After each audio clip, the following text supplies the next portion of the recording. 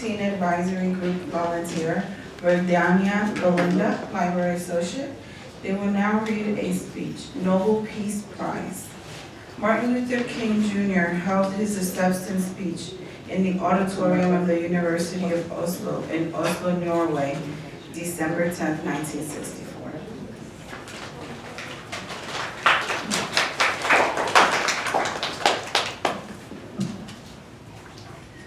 Your Majesty, Your Royal Highness, Mr. President, Excellencies, ladies and gentlemen, I accept the Nobel Prize for Peace at a moment when 22 million Negroes of the United States of America are engaged in a creative battle to end the long night of racial injustice. I accept this award on behalf of a civil rights movement which is moving with determination and a majestic scorn for risk and danger to establish a reign of freedom and a rule of justice. I am mindful that only yesterday in Birmingham, Alabama, our children, crying out for brotherhood, were answered with fire hoses, snarling dogs, and even death. I am mindful that only yesterday in Philadelphia, Mississippi, young people seeking to secure the right to vote were brutalized and murdered. And only yesterday, more than 40 houses of worship in the state of Mississippi alone were bombed or burned because they offered a sanctuary to those who would not accept segregation.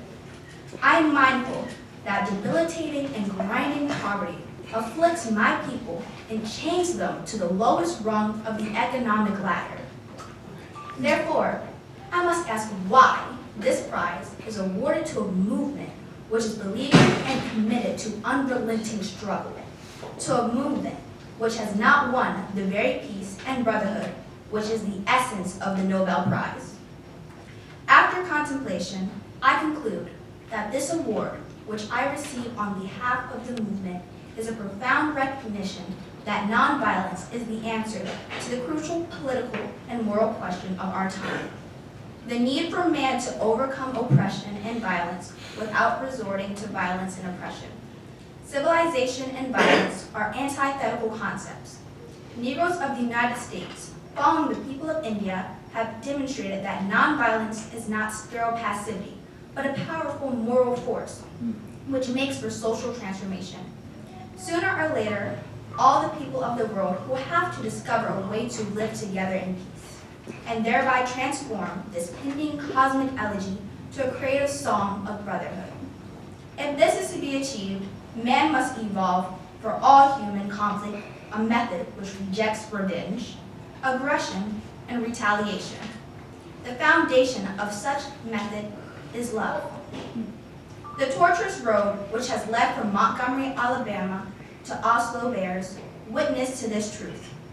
This is a road over which millions of Negroes are traveling to find a new sense of dignity. This same road has opened for all Americans a new era of progress and hope. It has led to a new civil rights bill, and it will, I am convinced, be widened and lengthened into a superhighway of justice as Negro and white men in increasing numbers create alliances to overcome their common problems. I accept this award today with an abiding faith in America and an audacious faith in the future of mankind.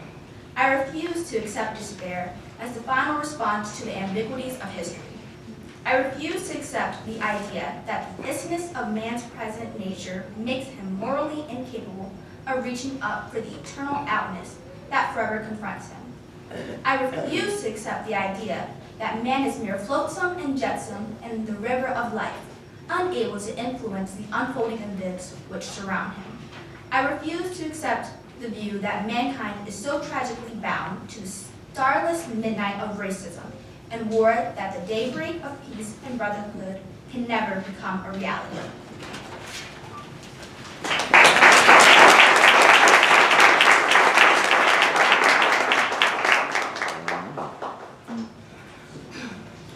I refuse to accept the cynical notion that nation after nation must spiral down a militaristic stairway into the hell of nuclear annihilation. I believe that unarmed truth and will have the final word in reality.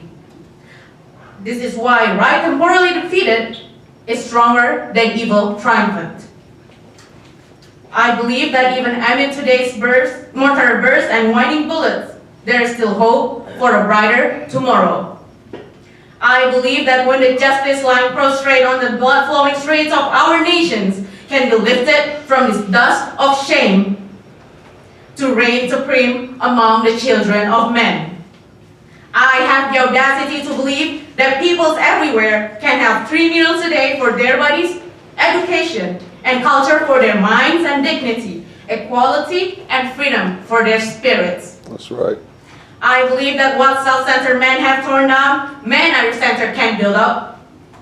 I still believe that one day, mankind will bow before the altars of God and be crowned triumphant over war and bloodshed. And non-violent redemptive goodwill proclaim the rule of the Lamb. And the lion and the lamb shall lie down together, and every man shall sit under his own vine and fig tree, and none shall be afraid. I still believe that we shall overcome. This faith can give us courage to face the uncertainties of the future. It will give our tired feet new strength as we continue our forward stride toward the city of freedom. When our days become dreary with low hovering clouds, and when nights becomes darker than 1,000 midnights, we will know that we are living in the creative turmoil of a genuine civilization struggling to be born. Today I come to Oslo as a trustee, inspired and with renewed dedication to humanity. I accept this prize on behalf of all men who love peace and brotherhood. I say I come as a trustee, for in the depth of my heart I am aware that this prize is much more than an honor to me personally. Every time I take a flight, I am always mindful of the many people who make successful journey possible, the known pilots and the unknown ground crew. So, you honor the dedicated pilots of our struggle, who have sat at the controls as the freedom movement soared into orbit. You honor once again Chief Lutuli of South Africa, whose struggles with and for his people are still met with the most brutal expression of man's inhumanity to man. You honor the ground crew, without whose labor and sacrifices the jet flight to freedom could never have left the earth. Most of these people will never make the headlines, and their names will not appear in Who's Who. Yet when years have rolled past, and when blazing light of truth is focused on this marvelous age in which we live, men and women will know, and children will be taught, that we have a final line, a better people, a more noble civilization. Because these humble children of God were willing to suffer for righteousness' sake. I think Alfred Nobel will know what I mean when I say that I accept this award in the spirit of a curator of some precious heirloom, which he holds in trust for its true owners. All those whom beauty is truth and truth beauty, and in whose eyes the beauty of genuine brotherhood and peace is more precious than silver, diamond, or gold. Thank you.